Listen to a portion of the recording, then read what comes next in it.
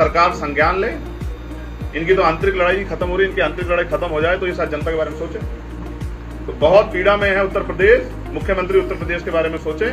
ऐसा मेरा विश्वास है कि लखनऊ की बात उन तक जाएगी।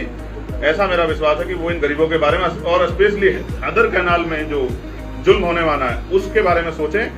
अगर सरकार तानाशाही पर रहेगी तो हमें आंदोलन के जरिए इस लड़ाई को मजबूत करना पड़ेगा। मैं स्वयं वहीं आके बैठ के उन गरीबों की आवाज बनने का काम करूंगा, क्योंकि अपने लोगों को मरने के लिए नहीं छोड़ा जाता। धन्यवाद। ऊपर से करके बना दो, लेकिन गरीबों को कुचल के मत बनाओ। किसी का भी सपना हो जिसमें गरीब कुचले जाए, मैं उससे समर्थन नहीं करूंगा। मैं क्या कह रहा हूँ, मैं फिर आपसे कह रहा हूँ, बहुत सारे एलिवेटर ऊंचे बने और अंडरग्राउंड भी बने। तो अगर लोगों को, आप लोगों के जीवन की वैल्यू समझते हो, घर की वैल्यू समझते हो कि घर कैसे बनता है, तो फिर आप इसके पाप के भागीदार ना बने। आप, मैं मुख्यमंत्री से कह रहा हूं कि वो आप उसको ऊंचा बना दे, क्या दिक्कत है? क्या आप अतिक्रमण करने वालों को बढ़ावा देंगे? मैं ये पूछना चाहता हूं, जिनको सदियों तक सताया गया, उनको कितनी जमीन, कितनी नौकरी, कितने अधिकार आपने दिए, आप बता पाएंगे? अभी मंडल कमीशन की सिफारिश से लागू नहीं हुई भैया। अभी मैं कह रहा हूं, आप एक बार कास्ट सर्वे करा लो, सब खुल जाएगा। आजाद समाज पार्टी उत्तर प्रदेश के सभी को लड़ो। हमारे प्रदेश अध्यक्ष जी कह रहे हैं और हमारे प्रदेश महाराज की वो सभी सीटों पे बहुत मजबूत लड़ेंगे।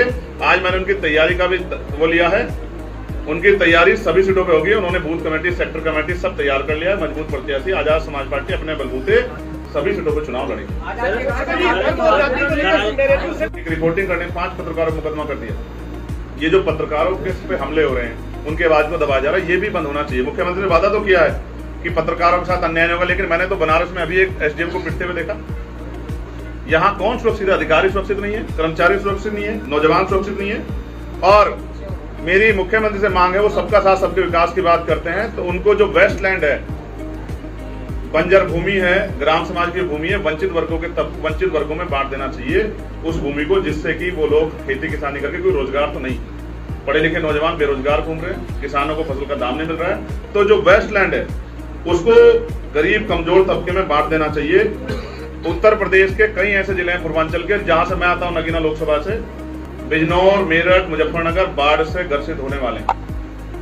सरकार चाहे तो उन लोगों के जीवन को सुरक्षित कर सकती है। बहुत लोगों की जाने जाती है, बहुत फसलें उजड़ जाती है, मुआवजे के नाम पे चंद सिक्के दिखाए जाते हैं। मैं आग्रह करूंगा मुख्यमंत्री जी से कि नींद से जाके मुख्यमंत्री जी सुन लीजिए, गरीबों को, किसानों को, मजदूरों को सुन लीजिए। और एक बहुत इंपॉर्टेंट विषय है जिसपे आज चर्चा आपको मुझे करनी है, उसके लिए मैं वहां से यहाँ चल के भी आया हूँ। भारत का संविधान किसी भी तरह के भेदभाव को अस्वीकार करता है, लेकिन मेरे पड़ोस के जिले में जिस तरह से ठेली